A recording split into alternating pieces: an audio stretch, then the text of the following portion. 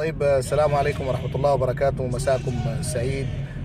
كل الإخوة الرياضيين المتابعين للمعلومة أو لفقرة المعلومة اليومية.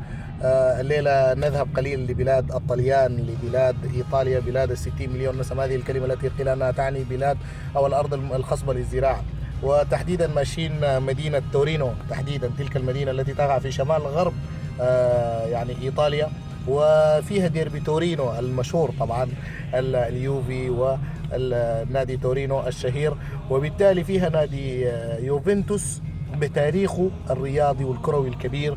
يوفنتوس الإيطالي اللي كان خرج نجمنا الكبير العربي المشهور زين الدين إسماعيل زيدان، اللي ولد في العام 1972، وأيضا في نفس الوقت نال جائزة الكرة الذهبية 98.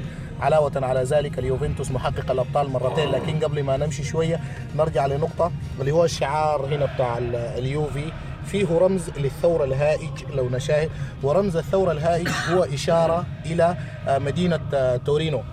واحد، الخط الذهبي يشير إلى الشرف، والخطوط السوداء والبيضاء هي من 1903 بالعباية البيانكونيري، اللي هي اسمها البيانكونيري كما هو معروف، وتعني الابيض والاسود بلغه الطليان، زي البلوغرانا مثلا تعني الاحمر والازرق لبرشلونه هناك وكده، والميرينجي اللي تعني الحلوى البيضاء وكده. فبالتالي هذا النادي الذي حقق الابطال هذا هو شعاره. حقق الابطال سنه 85 بهدف ميشيل بلاتيني يوم بلاد يعني بروكسل هناك بلجيكا. وفي نفس الوقت هذا النادي استطاع ان يحقق 96 الابطال ايضا بحضره الاولمبيكو روما، ملعب روما كويس، بهدفان دون مقابل.